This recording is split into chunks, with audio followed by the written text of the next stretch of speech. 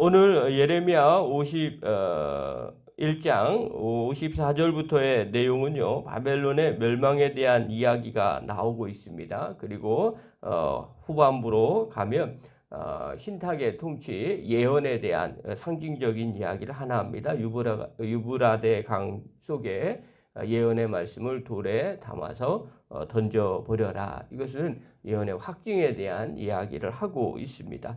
자, 이만큼 바벨론이 반드시 멸망당할 것이다. 이렇게 이야기해주고 있는 내용입니다. 좀 구체적으로 볼게요. 54절 한번 보십시오. 54절 바벨론 멸망에 대한 소리를 기록하고 있는데요. 54절 읽겠습니다. 시작. 바벨론으로부터 부르짖는 소리가 들리도다. 갈대아 사람의 땅에 큰 파멸의 소리가 들리도다. 자, 바벨론에서 파멸의 소리가 들린다는 겁니다. 그날이 되면, 그렇죠? 지금은 아닙니다. 그날에 그런 일이 일어날 거라는 거야. 자, 누가 이렇게 하느냐? 56절 보십시오. 주체가 있어요. 56절 읽겠습니다. 시작.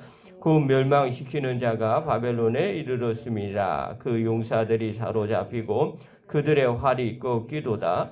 여호와는 보복의 하나님이시니 반드시 보응하시리로다. 자, 여기서 하나님의 속성이 나옵니다. 우리 하나님은 보복의 하나님이시니 반드시 보응하시리로다.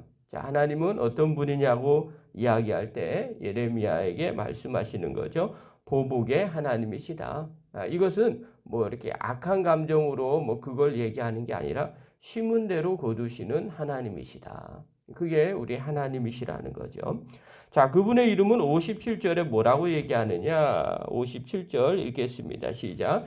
만군의 여호와라 일컫는 왕이 이와 같이 말씀하시되 내가 그 고관들과 지혜 있는 자들과 도백들과 태수들과 용사들을 취하게 하리니 그들이 영원히 잠들어 깨어나지 못하리라. 자, 보복의 하나님이신데 그분이 어떤 분이냐? 57절에 보면 만군의 여호와라 일컫는 왕이 이렇게 말씀하시죠. 우리 하나님이 온 천하의 왕이시라는 거예요. 이걸 선언을 해주는 거죠. 그래서 만군의 여호와께서 반드시 보응할 것이다. 그러니 바벨론에서 파멸의 소리가 들릴 것이다. 그날에. 자, 그러면서 59절부터 64절에 구체적으로 증표를 하나 상징적인 행위를 하게 되죠. 예레미야가 스라야에게 두루마기를 줍니다. 자, 하나님이 바벨론에게 예언의 말씀을 준 것, 그것을 가지고 가서 읽히고 그 다음에 강가에다 돌을 매달아서 거기다가 집어넣어라. 이렇게 이야기하죠. 자, 59절 한번 봅시다. 읽겠습니다. 시작.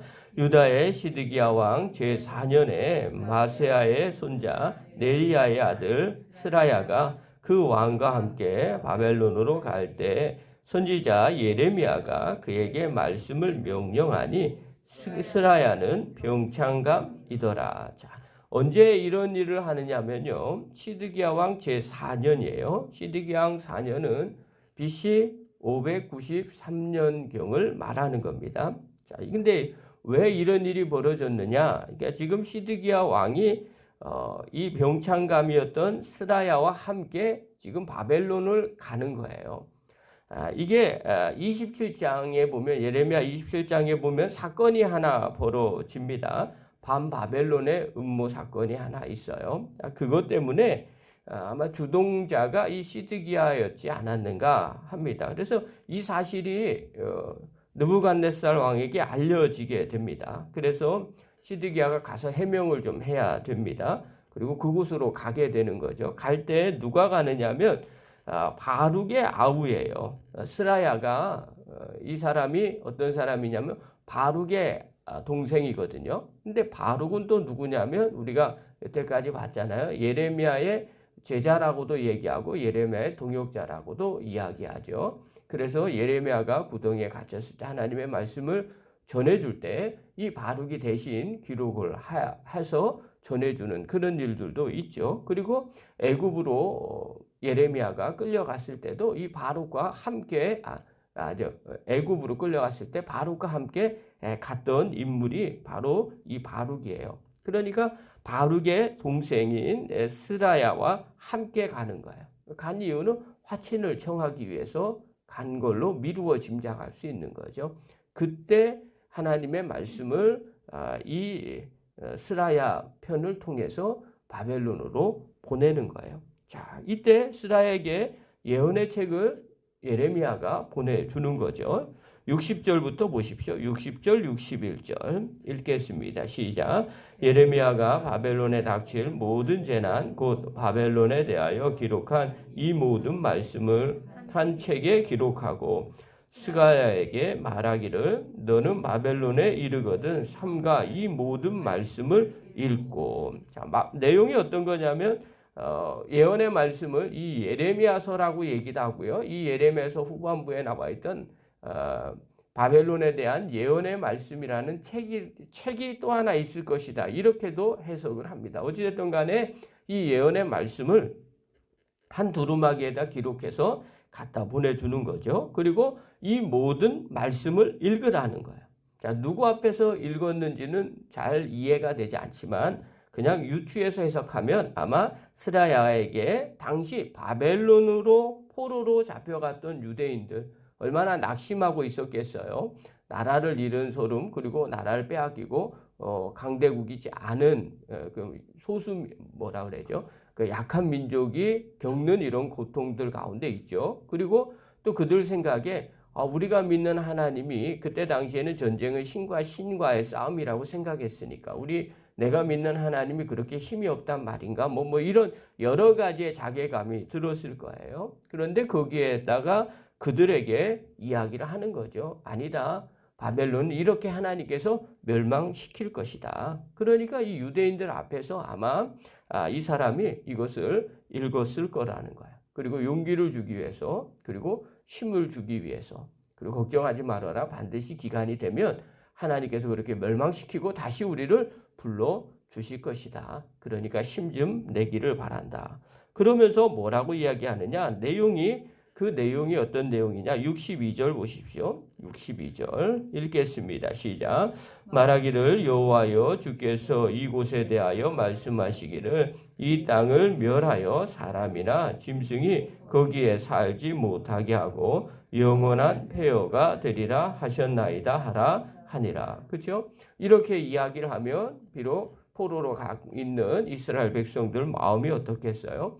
정착하면서 예레미야가 살라고 얘기했지만 그래도 기간이 지나면 하나님께서 이렇게 바벨론을 멸망시킬 것이다.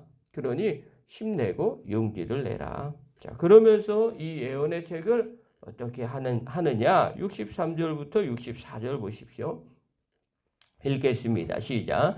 너는 이 책 읽기를 다 한 후에 책에 돌을 메어 유브라데 강 속에 던지며 말하기를 바벨론이 나의 재난 때문에 이같이 몰락하여 다시 일어서지 못하리니 그들이 피폐하리라 하라 하니라. 예레미야의 말이 이에 끝나니라. 책을 유브라데 강 속에 돌을 묶어서 그곳에다 던져라. 자, 이것은 무엇을 상징하는 거냐면 이렇게 이 약속의 말씀이 그대로 이루어질 것이다. 변함이 없을 것이다. 라는 것을 상징하는 거예요.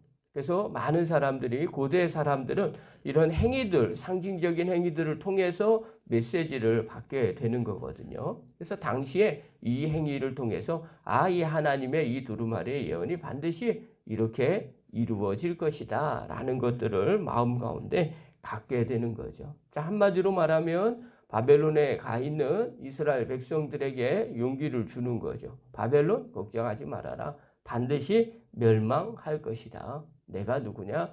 보응하시는 하나님이시니라. 이렇게 이야기해요. 자, 그렇다면 오늘 본문을 통해서 깨달아야 될 게 뭐냐? 두 가지를 볼게요. 첫 번째, 하나님은 보응하시는 하나님이시라는 겁니다. 그러니까 하나님은 심은 대로 거두시는 하나님. 반드시 갚으시는 하나님. 여러분, 우리가 신앙생활을 할 때 좀 무너지는 이유가 뭐냐? 하나님이 갚으신다는 생각을 잘 못하는 거예요.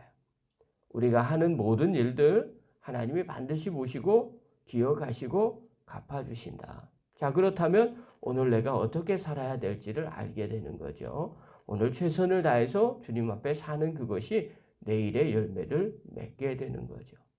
그러니 잘못된 길로 갈 수 없게 되고요. 믿음에서 멀어지지 않게 되는 거죠. 또 오늘의 열매는 어떻게 누려요? 어저께 심은 것을 통해서 누리게 되는 거예요. 어제 목사님 한 분이 저를 만났어요. 고3 아들이 수시를 본다는 거예요. 고3 부모님한테 자녀 뭐 어디 갔느냐, 어디 넣느냐, 이거 물으는 건 요즘은 실례예요. 그냥 들으면, 얘기해주면 듣는 거죠. 그런데 그분이 그런 이야기를 해요. 저절로 기도가 나온대요. 자녀를 위해서 기도하니까 당연히 기도가 나오겠죠. 근데 이런 기도를 했다는 거예요. 제가 그냥 이렇게 마음에 새긴 게 뭐였냐면, 그분이 그렇게 기도해요. 제가 목회하면서 어려울 때 자리를 지켰던 아들입니다. 그러니까 어려움을 겪고 있을 때 다들 이렇게 막 멀리하고 있을 때 혼자 못하는데 아들이 늘 그 자리를 지켰다는 거예요. 그러면서 하나님 그 모습을 보고 은혜를 베풀어 주시옵소서 이렇게 기도한다는 거예요. 그리고 이 기도가 절로 나온다는 거예요. 제가 그런 생각이 들었어요. 야, 자녀를 놓고 대부분 다 이렇게 기도를 하겠구나. 저는 거의 기도 안 해서 잘 모르겠는데 그런 거예요. 그러면서 느낀 게 뭐냐면 하나님은 그것을 보고 갚으시는 하나님이심을 굳건하게 믿고 있구나. 그리고 그것을 놓고 기도하는구나. 제가 보기에는 그게 맞을 것 같아요. 여러분, 하나님이 어떤 분이시겠어요? 입 싹 닦는 분은 아닐 거라는 거예요. 하나님은 우리가 하는 모든 일들을 성경에 보면 그대로 갚으시는 하나님. 심지어 더 좋게 30배, 60배, 100배의 열매로 갚으시는 하나님이 우리 하나님이시라는 겁니다. 그러므로 오늘의 상황 가운데 늘 이것을 기억하십시오. 어렵고 힘들어도 오늘 심어야 내일의 열매를 거둘 수 있습니다. 또 오늘 좋은 일이 있습니까? 그래도 갚으시는 하나님을 바라보고 오늘 열심히 더 심으셔야만 내일의 열매를 거둘 수 있게 됩니다. 두 번째로요, 심판이 있음을 늘 생각해야 됩니다.